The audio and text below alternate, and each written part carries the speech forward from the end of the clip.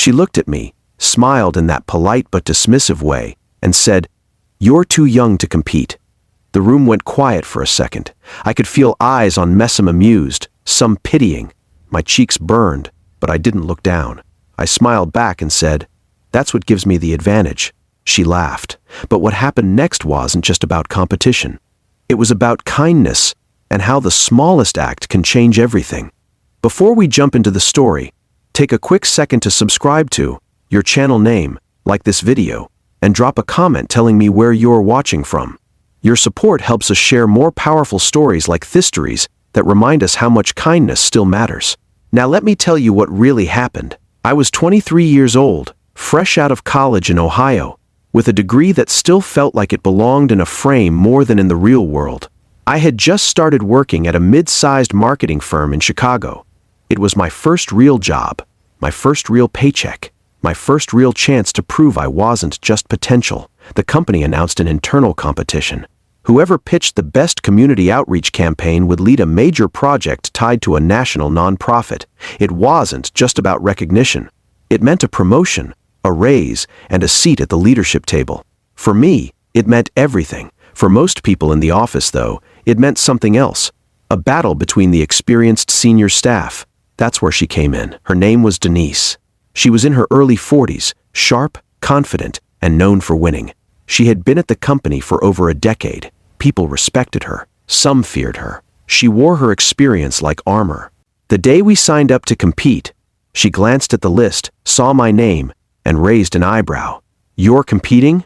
she asked, almost amused. "Yes," I said, trying to keep my voice steady. She chuckled. "You're too young to compete." That's when I gave her my line. That's what gives me the advantage. The truth? I wasn't nearly as confident as I sounded. That night, I sat in my tiny apartment, staring at a blank document on my laptop. I felt small. I kept replaying her words in my head. Too young, too inexperienced, not ready. But something inside me refused to quit. Instead of trying to outshine Denise with flashy graphics or corporate buzzwords, I decided to focus on something simple: kindness. The nonprofit we were pitching to worked with underserved high school students in low-income neighborhoods. Most proposals in past years had focused on brand visibility, social media impressions, and press coverage. I started thinking about the students instead. What did they need? I drove to one of the schools partnered with the nonprofit. I didn't have to. No one told me to, but I wanted to understand. I asked if I could volunteer for a day. The principal, surprised but welcoming, let me sit in on classes. I met students who worked part-time jobs to help their families. Kids who had big dreams but little guidance. Teenagers who smiled through heavy burdens. During lunch, I sat with a sophomore named Lewis. He told me he wanted to be an engineer but didn't know anyone in his life who had gone to college. "No one ever explains how to get there," he said quietly. That sentence stayed with me. On my way home, I didn't think about metrics or budgets. I thought about Lewis. My proposal wasn't just a marketing campaign. It was a mentorship program. Our company employees would volunteer to mentor students monthly, helping with college applications, career advice, and life skills. We would offer workshops, resume help, and even host office tours. Yes, it would build our brand. But more importantly, it would build people. The day of the presentations arrived. The conference room was packed. Executives sat at the long, polished table. The rest of us lined the walls. Denise went first. Her presentation was flawless. Polished slides, data-driven projections, a multi-platform strategy that had the room nodding in approval. When she finished, there was applause. Then it was my turn. My hands were shaking, but I remembered Lewis. I didn't start with numbers. I started with a story. I told them about a sophomore who wanted to be an engineer but didn't know how to get there. I talked about students who didn't need another hashtag, they needed someone to believe in them. I explained how mentorship would create lasting impact, not just temporary buzz. I shared how our employees could change lives simply by giving a few hours a month. When I finished, the room was quiet, not awkward quiet, thoughtful quiet. The CEO leaned forward. "Why did you visit the school?" he asked. "Because kindness shouldn't be theoretical," I said. "If we're going to serve a community, we should know it." The results were announced the following week. I won. I couldn't believe it when they called my name. My heart pounded so loudly I barely heard the applause.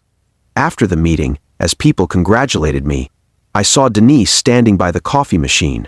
For a moment, I considered avoiding her, but something told me to walk over. She looked at me, not smiling this time. "Congratulations," she said. "Thank you," I replied. There was a pause. Then I added, "Your presentation was incredible." She sighed softly. "I underestimated you." I shrugged. I've underestimated myself before. She studied me for a second, then surprised me. "You visited the school, didn't you?" "Yes." She nodded. "I didn't. I thought strategy was enough." That's when I said something that changed everything. "Would you want to help me lead it?" Her eyebrows shot up. "You want me on your team?" "I can't do this alone," I said. "You have experience I don't. The students deserve the best of both of us." She stared at me, and for the first time I saw something different in her expression.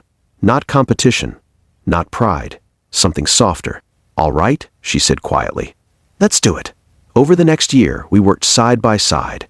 Denise handled corporate partnerships and logistics. I coordinated volunteers and built relationships with the schools. Together, we launched the mentorship program. Employees signed up in droves. They spent evenings helping students with essays, explaining financial aid forms, and practicing interview skills. Louis was paired with a senior engineer from our tech department. They met twice a month. The engineer showed him what coding really looked like, helped him research scholarships, encouraged him when he doubted himself. By the end of the school year, Louis had been accepted into 3 colleges. At our company's annual meeting, the nonprofit presented a short video about the program's impact. Students spoke about how having a mentor changed their confidence. When Louis appeared on the screen and said, "For the first time, I feel like someone sees me," I had to wipe away tears. Denise was sitting next to me. She leaned over and whispered, "You were right." "About what?" I asked. "That being young was your advantage." I shook my head. "No, kindness was." She smiled. A few months later, Denise did something unexpected. During a leadership panel, she told the story of how she once laughed at a younger colleague for competing against her. The audience chuckled. "But I was wrong," she said. "Experience is powerful, but empathy? That's unstoppable." After the panel, several interns approached me. One of them said, "I've been scared to speak up because Im knew, but your story helped." That's when it really hit me. Winning the competition was never the real victory. The real victory was choosing kindness over ego. I could have rubbed my success in Denise's face. I could have treated her the way she treated me that first day. But kindness isn't about proving someone wrong. It's about inviting them to grow with you.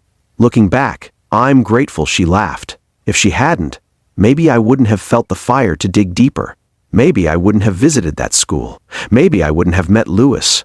Sometimes, the people who doubt you end up pushing you toward your purpose. And sometimes, the greatest advantage isn't youth, or experience, or talent. It's heart. If you're watching this and you've ever been told you're too young, too old, too inexperienced, or too different, don't let that define you. Let it fuel you. But when you succeed, remember this. Don't forget kindness on your way up. Invite others in. Share credit. Build bridges instead of walls. Because in the end, titles fade. Trophies collect dust. But the lives you touch, the people you lift, that's what lasts. Louis starts his first semester this fall. He sent me an email last week. It ended with one sentence I'll never forget. "One day, I want to mentor someone the way you mentored us." That's the ripple effect of kindness. So the next time someone laughs and says you're too young to compete, smile. And remember, your greatest advantage might just be your willingness to care. Let's be the kind of people who compete with excellence but lead with compassion. Let's choose kindness, and let's pass it on.